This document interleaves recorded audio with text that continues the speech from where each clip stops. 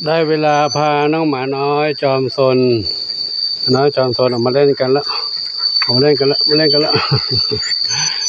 จะวิ่งไปทางไหนจะวิ่งทางไหน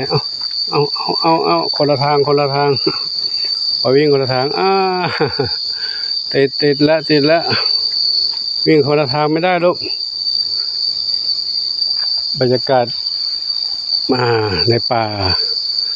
เขาจะได้ยินเสียงจิ้งหรีดร้อง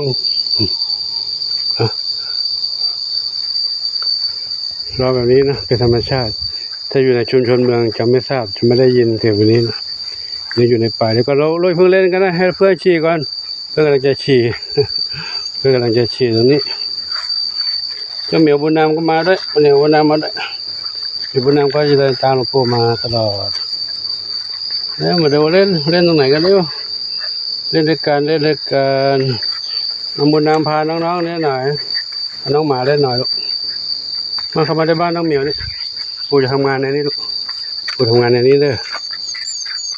เข้าไปในบ้านน้องเหมียวนะเข้าไปเลยไปเล่นกับน้องเหมียวในบ้านเมื่อก่อนตัวเองก็อยู่ในนี้เนาะกันให้วิ่งมาเล่นในบ้าน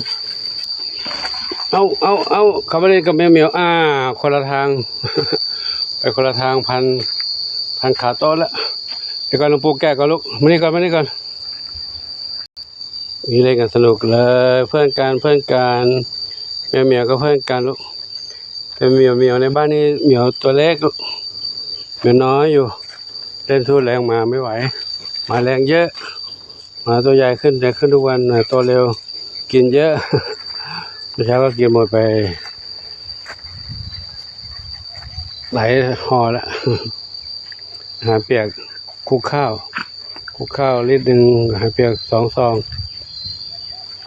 เดี๋ยวสบายกำลังต้มไก่สบายตอนเย็นกินไก่ต้ม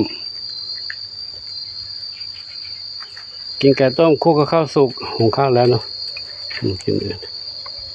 กินเยอะมาน้อยนั่นกลัวกระต่ายนะเดี๋ยวกลัวกระต่ายตกใจตายแล้วไม่กวนไป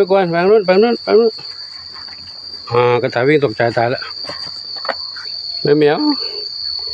เหมียวน้อยมาน้อยไม่ต้องไปเล่นกับกระต่ายมาทางนี้คึกคักแล้วนะโอ้เขาไม่ไหวแล้วลูกไม่ทันแล้วโตขึ้นทุกวันมาทางนี้ก่อนมาน้อยเล่นกับแมวเหมียวได้แมวเหมียวก็เล่นได้แต่กระต่ายนี่เล่นด้วยไม่ได้กระต่ายนี่เขากลัวกระต่ายเป็นสัตว์ที่ขี้กลัวขี้ตกใจหัวใจวายเลยถ้าหมาไปไล่ใจวายตายแล้วเล่นตรงนี้จะเลิกเด้อปู่ไปทำงานตรงนี้แล้วนะเดี๋ยวปู่ขอยุติคลิปนี้เท่านี้ก่อนนะให้น้องๆเหมียวเล่นอยู่ในวันนี้สักพักนึงเดี๋ยวปู่จะทำงานเก็บถ้วยเก็บชามเก็บเรือนภายในนี้ทำความสะอาดในนี้เนาะก็ขออนุโมทนาสาธุกับทุกท่านที่ได้รับชมและทราบเรื่องราวต่างๆมีความรักความเมตตาต่อน้องเหมียวน้องหมาน้องไก่น้องเต่าน้องกระต่ายและสัตว์ทั้งหลายขอให้ส่งผลบุญทั้งหลายจงอำนวยพรทุกคนทุกท่านพบความสุขความเจริญมีความสุขกายสุขใจปรารถนาที่ใดขอได้ทุกความมุ่งมั่นปรารถนาทั่วกันทุกคนทุกท่านเถิดให้หมาน้อยเล่นตรงนู้นแล้วปู่ทำงานตรงนี้กันเลยเหมียวก็จะหลับเหมียวก็อยากจะหลับแต่หมาน้อยมากวนหรือเปล่าเอาหมาน้อยมากวนหรือเปล่า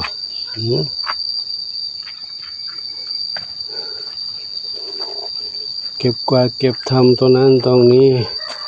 เดี๋ยวก่อนดูน้องเหมียวตรงนี้ก่อนเหมียวตรงนี้ขวัญจิต1 อนงไม่ใช่1 อนงดวงฤดีปู่จำผิด1 อนงก็จากไปแล้วเนาะดวงฤดี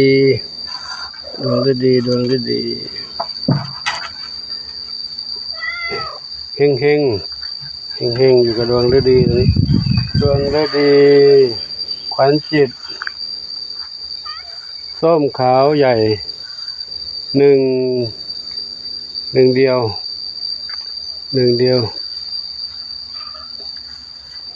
เทาขาวเทาน้องอะไรน้องมนชัยอยู่นี่มีสุขเล่นอยู่กับน้องกระต่ายทางโน้นมีสุขอยู่ทางโน้นนะจะได้ยินเสียงจิ้งหรีดร้องจี้ตลอดเลยถ้าอยู่ในเมืองไม่ได้ยินเสียงแบบนี้นะบางคนคิดว่าเสียงอะไรแทรกไม่ใช่นะเสียงธรรมชาติจิ้งหรีดธรรมชาติแทรกปูนสมนี่ใครลูกดำสนิทเท่าเล็กและหลวงปู่ขอยุติคลิปนี้ไว้ที่นี้ก่อนนะขออนุโมทนาสาธุบุญใดๆที่ทุกท่านปรารถนาขอจงสำเร็จสมปรารถนาทุกประการเถิดสาธุอายุวันโนสุขังพระลังใครอยู่วันนั้นนะเจดีย์บนหลังคาเลยเจดีย์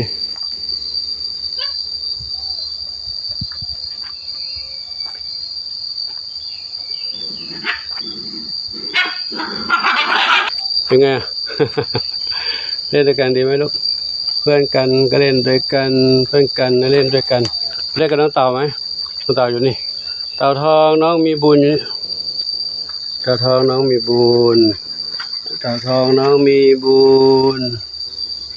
ข้าปู่ขอให้ดีขอให้กันเนาะพวกใหม่คิดต่อไปช่วยมีสุขสาธุอายุวันโนสุขังพระลังถ้าทายเยอะไปเดี๋ยวทำงานไม่ได้งานแล้วนะขอทำงานก่อนเนาะ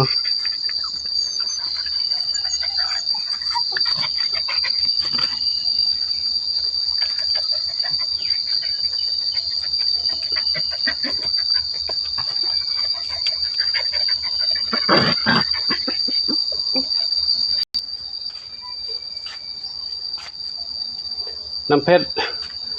ไปเดินข้างนอกหมดแล้วน้ำเพชรไปเดินข้างนอกเล่นข้างนอกก่อนน้ำเพชร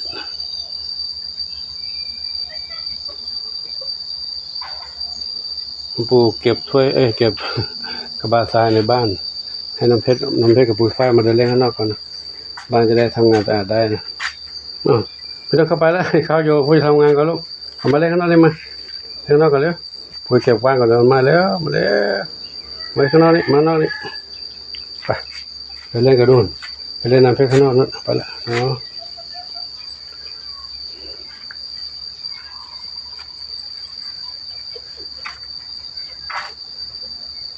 ไปเล่นกับหมาน้อยไหมปุ๋ยฝ้ายไปเล่นกับหมาน้อยไหมหมาน้อยอยู่นู่น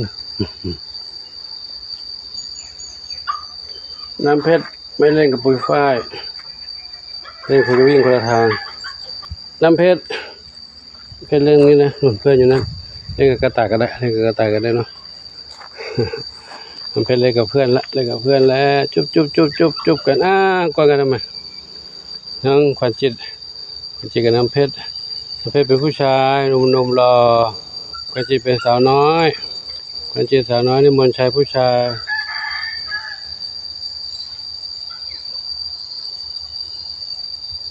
และเดี๋ยวขอทำงานก่อนเนาะพบกันใหม่คลิปต่อไปโชคดีมีสุขสาธุอายุวันโนสุขังพระลัง